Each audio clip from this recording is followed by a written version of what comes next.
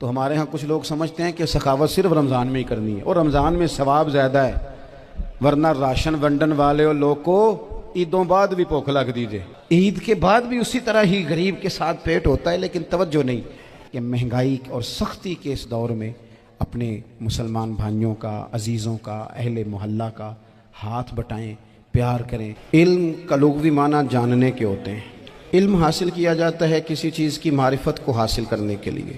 جب ہم کوئی علم حاصل کرتے ہیں تو ہم یہ چاہتے ہیں کہ ہمیں اس چیز کے نفع اور نقصان کا پتہ چل جائے، اور جب ہم دینی علم حاصل کرتے ہیں تو اس کا مقصد یہ ہوتا ہے کہ ہمیں رذائل اور خسائل ان دونوں کی خبر ہو جائے، خیر کیا ہے شر کیا ہے اس میں تمیز کا ملکہ ہمیں نصیب ہو جائے، اچھائی اور برائی کھل کر ہمارے سامنے واضح ہو جائے۔ یہ مقصود ہوتا ہے علم سے۔ علم سے، تعلیم سے مقصد زیادہ باتیں کرنا نہیں ہوتا۔ ایک آدمی بہت زیادہ باتیں کرتا ہے تو شاید بڑا عالم ہے، ایک شخص بہت زیادہ گفتگو کرتا ہے تو اس کے پاس معلومات زیادہ، ایسا نہیں، بلکہ حضرت عبداللہ ابن مسعود رضی اللہ تعالیٰ عنہ سے جب کسی نے پوچھا تھا کہ بڑا عالم کون ہوتا ہے تو آپ فرمانے لگے جو رب سے زیادہ ڈرے وہ بڑا عالم ہے۔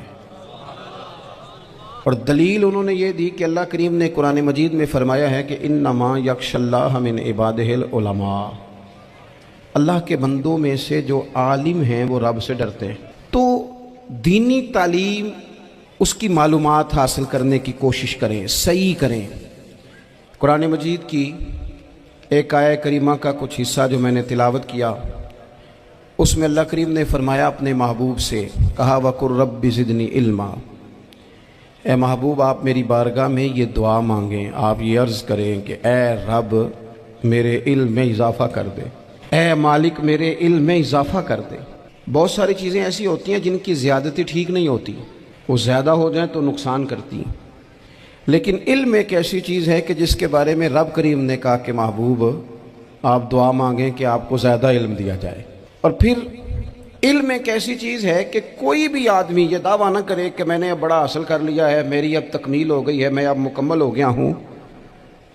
جن کو اللہ نے غیب کے خزانوں کی کنجیاں دی ہیں نا، ان سے بھی رب کریم نے کہا ہے کہ محبوب آپ دعا کریں کہ مالک میرے علم میں اضافہ کر دے۔ تو جب وہاں تک یہ بات ہے تو پھر عام آدمی کو بھی چاہیے کہ وہ اپنی معلومات میں اضافے کا شوق پیدا کرے۔ اور تیسری بات یہ کہ جو حضور کے علم شریف پر بات کرتے ہیں وہ بھی اس آیت سے سیکھیں کہ حضور کا علم تو ہر روز رب اس میں اضافہ فرما رہا ہے، تو ہر روز اضافہ ہو رہا ہے، وَلَلْآخِرَةُ خَيْرٌ لَكَ مِنَ الْأُولَىٰ، ہر روز ترقی ہو رہی ہے حضور کے علم شریف کی بھی۔ تو ہمارے ہاں زیادہ تر لوگ بات اس لیے سیکھتے ہیں کہ میں کوئی کہیں سے مسئلہ سیکھوں گا پھر جا کے اپنی مسجد کے امام کو تنگ کروں گا کہ وہاں تو میں یہ سن کے آیا ہوں تو یہاں یہ کام کیوں نہیں ہوتا، میں کوئی بات سیکھوں گا تو پھر میں اس سے بحث کا دروازہ کھولوں گا۔ علم کا مطلب ہی اپنے آپ کو سنوارنا ہے، معلومات حاصل کرنے کا مطلب یہ کہ آپ کے عمل میں پختگی آئے، آپ کے کردار میں پختگی آئے، آپ نے جو سیکھا ہے آپ اس کے مطابق اپنے آپ کو ڈھالیں۔ مسلم شریف میں موجود ہے، نبی پاک صلی اللہ علیہ وسلم نے دعا مانگی ہے، اے اللہ میں اس علم سے تیری پناہ مانگتا ہوں جو علم تو ہو پر نفع والا نہ ہو۔ جس بندے کے علم نے اسے نفع نہیں دیا، وہ کچھ سیکھ نہیں سکا اس سے، تو اس کا علم کسی کو کیا نفع دے گا؟ جب خود سے اس نے، اور صوفیہ کرام تو فرماتے ہیں کہ جو لوگ بڑی معلومات حاصل کر لیں، بڑی باتیں سیکھ لیں، پنچایت میں کسی کو بولنے نہ دیں، گھر میں کسی کو بولنے نہ دیں، بہت سارے لوگ تو علماء کو بھی مشورہ دیتے ہیں، بڑی باتیں کرے لیکن عمل کے لحاظ سے بندہ زیرو ہو تو اہل دل فرماتے ہیں اس کی صحبت سے بچو۔ اسے بڑا پتہ ہے، بڑی باتیں آتی ہیں، بڑی باتیں کرتا ہے، لیکن گفتگو کی حد تک تو بہت بڑا ہے، عمل کے معاملے میں صفر ہے۔ بہت سارے لوگ مسجد کے حجرے میں میٹنگ ہو رہی ہوتی ہے اور وہ لمبی دلیلیں اور مشورے دے رہے ہوتے ہیں، نماز کا ٹائم آ جائے تو اٹھ کے چلے جاتے ہیں، کہتے ہیں میں اپنے محلے دی مسیتیں پڑھنی ہیں۔ کئیوں کو کام یاد آ جاتا ہے۔ فرمایا کہ شخص کے پاس معلومات بڑی ہوں لیکن عمل کے معاملے میں بندہ زیرو ہو تو اسے بچنا کیوں؟ اس لیے کہ اگر پڑھا لکھا آدمی بے عمل ہونا تو وہ اپنی بے عملی پر بھی دلیلیں پیش کرتا ہے۔ وہ کہتا ہے میں یہ کام نہیں کرتا تو یہ میرے پاس دلیل ہے، وہ تو بے عملی کو بھی مزین کر دے گا معاذ اللہ۔ تو دینی تعلیم ایک تو حاصل اس لیے کریں کہ ہم نے اپنے آپ کو سنوارنا ہے، اور دوسرا علم کا شوق طبیعت میں ہو۔ دیکھیں نا، اللہ کے حبیب صلی اللہ علیہ وسلم نے فرمایا ہے کہ جو علم کے رستے پہ چل پڑا وہ جنت کے رستے پہ چل پڑا ہے۔ جمعوں میں، محفلوں میں کانوں کے ذائقے کے لیے نہ آئیں، اس لیے آئیں کہ میرے علم میں، میرے عمل میں یہ کوئی اضافے کی بات بنے گی، میں کوئی نصیحت حاصل کروں گا تو میرے دل کا زنگ اترے گا۔ ہمارے ہاں یہاں لوگ مزے کے لیے آتے ہیں اور آج کل لوگ فوٹو کے لیے آتے ہیں۔ ان دو کاموں سے نکل کر خالص اصلاح کی نیت سے علم کا شوق، ہمارے ہاں تیزی سے ایک حرکت کی گئی، علماء کا وقار خراب کیا گیا اور لوگوں کو دینی علوم سے دور کیا گیا، اور اس میں بعض بیچارے واعظین اور خطباء نے بھی کردار ادا کیا جب جعلی پیر کی تعریفیں کھول کے کی، اور اسے پتہ نہیں کہاں تک یہ اسٹیج ہوتے ہیں نا، ان میں کوئی بندہ اچھا لگے بھی تو اس کے لیے دعا کرنی چاہیے، تعریفیں نہیں کرنی چاہیے۔ تعریفیں اس کا کوئی فائدہ نہیں ہے، اس بندے کو تو دعا کا فائدہ ہے، اگر آپ کو اچھا لگ رہا ہے تو اسے دعا دیں، اس سے زیادہ کچھ نہیں کریں۔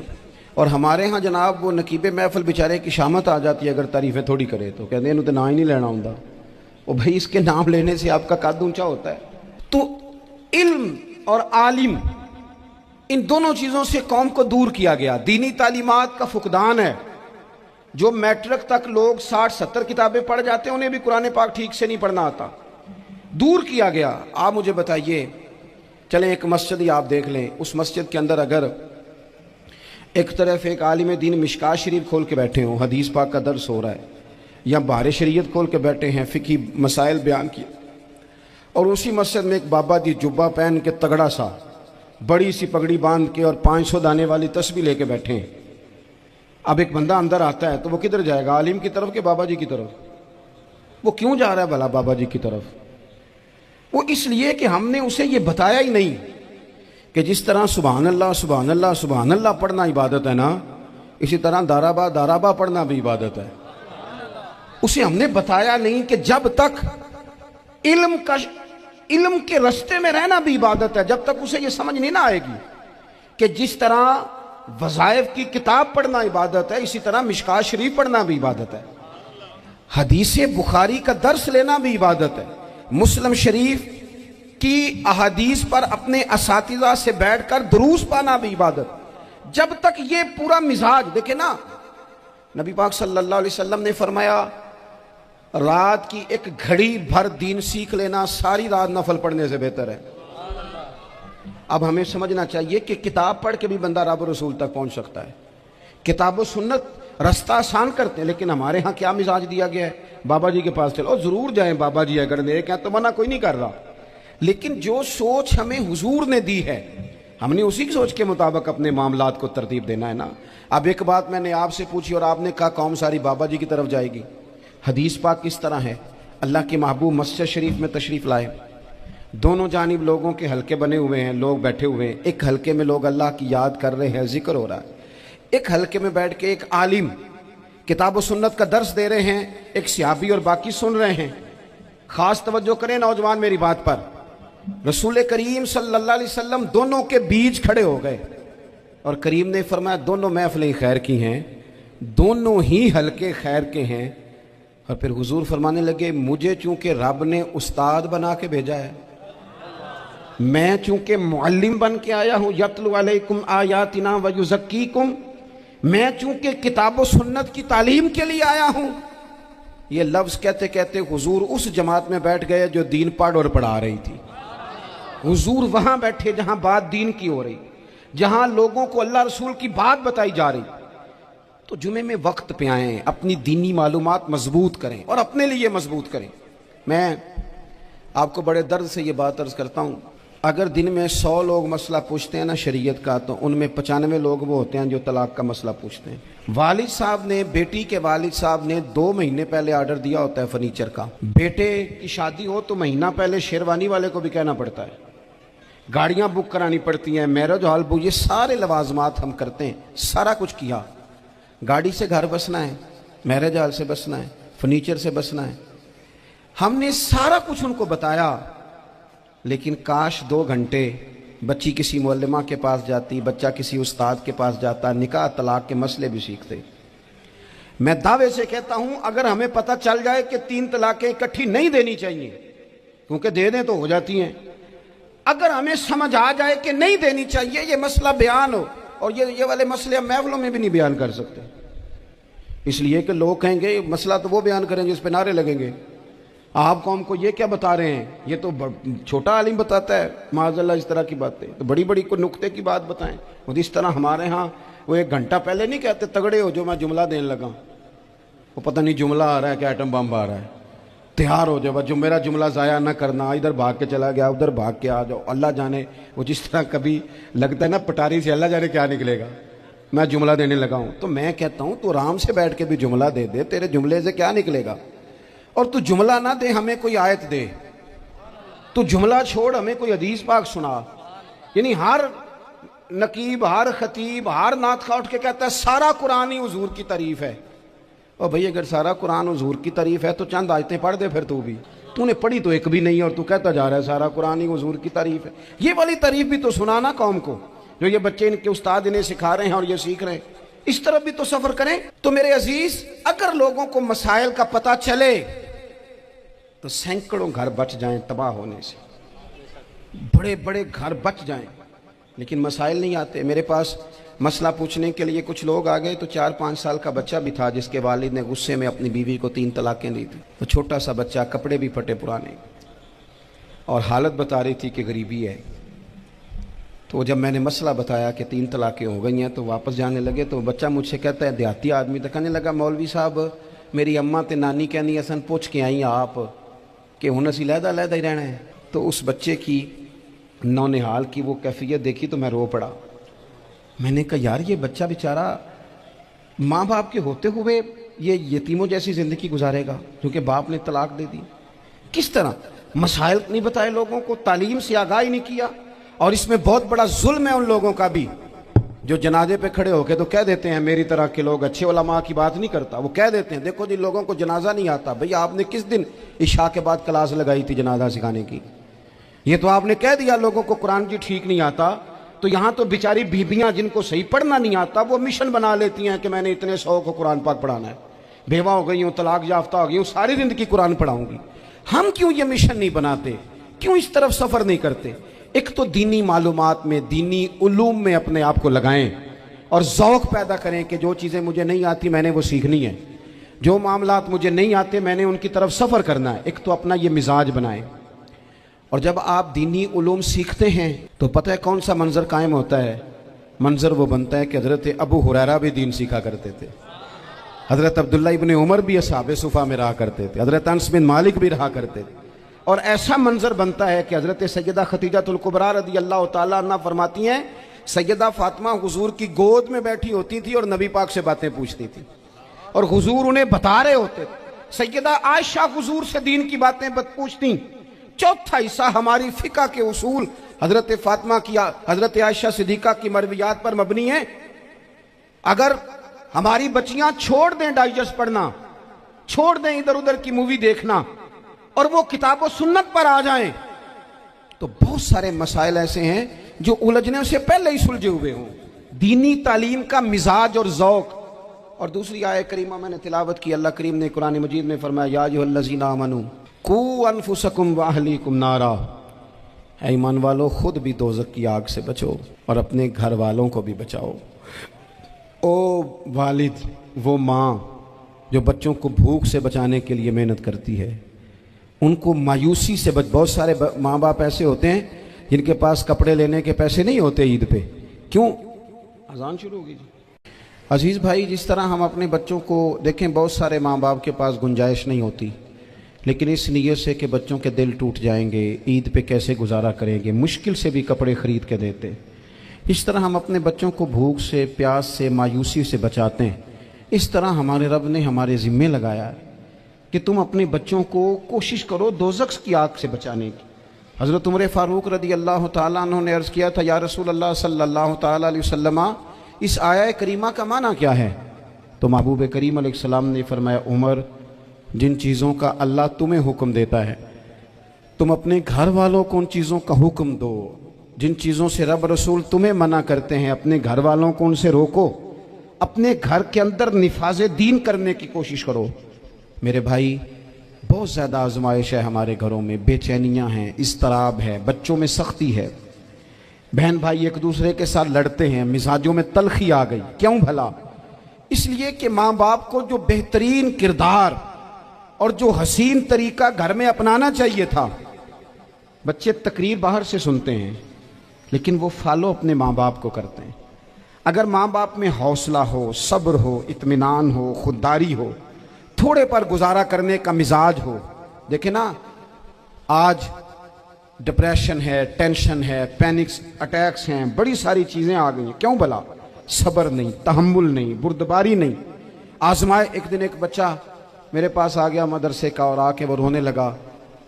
میرے گھر والے کہنے لگے کھانا چھوڑ دیں، پہلے اس کی بات سن لے. میں نے کہا پتر کیا ہوا؟ کسی نے مارا ہے کسی استاد نے؟ کہنے لگے نہیں حضرت، گھر فون کیا تھا تو میری اماں اور ابا کی لڑائی ہو رہی ہے. بچہ کانپ رہا ہے، ٹانگیں کانپ رہی ہیں.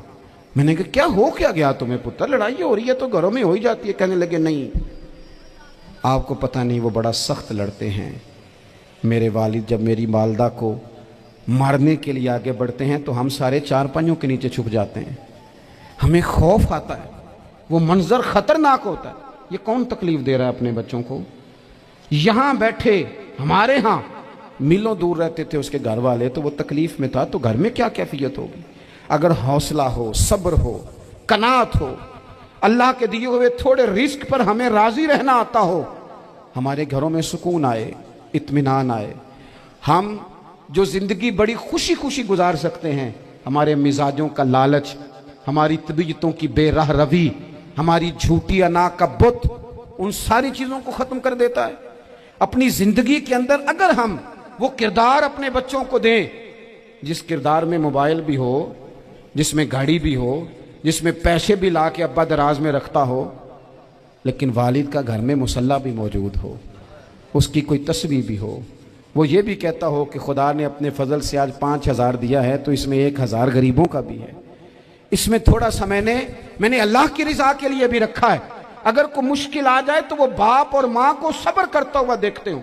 اگر ایک باپ کر بات کرے تو دوسرا برداشت کرتا ہو. خدا را اپنی اولادوں کو اس اذیت کا شکار نہ کرو. اپنے گھروں کے اندر وہ خودداری، وہ پیار، وہ وقار، وہ محبت، وہ انداز.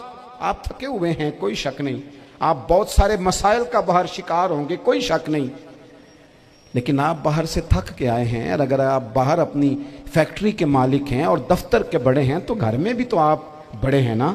آپ کی ماں بھی تو انتظار کر رہی ہے، اس نے بھی تو دکھڑا سنانا ہے نا آپ کو. آپ یہ دیکھیے کہ آپ کے بچے بھی تو انتظار کر رہے ہیں، وہ چاہتے ہیں کہ ابا آ کے بیٹھے تو ہم ان کے سینے پہ چڑھ کے تھوڑا کھیلیں. آپ کی اہلیہ منتظر ہیں. کچھ باتیں بیوی کسی اور سے نہیں کہہ سکتی، صرف اپنے شوہر سے کہتی ہے. لیکن وہ تو آتے ہی جلال میں آ گئے صاحب. وہ کہنے لگے تو بڑی نالائق ہے، میں تھکا ماندہ آیا ہوں اور تو نے مجھے کہانی سنا دی ہے. وہ اس خاتون سے شدت کے ساتھ پیش آنے لگے. میرے رسول پاک کی حیات نور کو دیکھو. حضرت ام ایمن حضور کی رضائی والدہ ہیں، ان کی بھی خدمت ہو رہی ہے. حضرت حلیمہ سعدیہ آ رہی ہیں تو خدمت ہو رہی ہے. حضرت عباس حضور کے چچا ہیں تو کریم فرماتے ہیں میرے چچا ہیں باپ کی جگہ پہ. حضور دوست احباب صحابہ غلاموں سب کے ساتھ پیار کر رہے ہیں. 9 ازواج مطہرات ہیں گھر کے اندر. اور کیفیت یہ ہے کہ حضور صرف ان کی ضرورتوں کا ہی خیال نہیں کرتے، خواہشات کا ہی خیال نہیں کرتے، بلکہ میرے کریم کا طریقہ یہ ہے کہ کوئی بندہ آج بول کیا رہا ہے، وہ کہاں کھڑا ہے آج، اس کے جملے کس طرح کے ہیں، اس کا لہجہ کس طرح کا ہو گیا ہے اور اسے ٹھیک کیسے کرنا ہے. محبوب اس کا خیال فرماتے، توجہ کرتے. میں کہتا ہوں کہ ہم سب کو شوق آیا ہے آرام کرنے کا. میں صبح 11 بجے سے پہلے اپنے گھر سے نکل آیا تھا اور یہ وقت آ گیا ہے اور رات کو خدا جانے کس وقت گھر پہنچنا ہے. کئی دفعہ کیفیت یہ ہوتی ہے کہ گاڑی سے اترتے ہیں تو پھر دل کرتا ہے کہ کوئی اٹھا کے چلائے نہ کبھی. اس کے باوجود بہت سارے لوگ ناراض رہتے ہیں کہ ہم سے مل کے نہیں گئے، فوٹو نہیں کھنچوا کے گئے، فلانی جگہ چائے نہیں پی کے گئے. یہ تسلسل ہے. لیکن میں جتنا مرضی تھکا ماندہ گھر جاؤں گا نا، کبھی ایسا نہیں ہوا کہ میں گھر جاؤں تو بڑی ٹینشن میں جاؤں.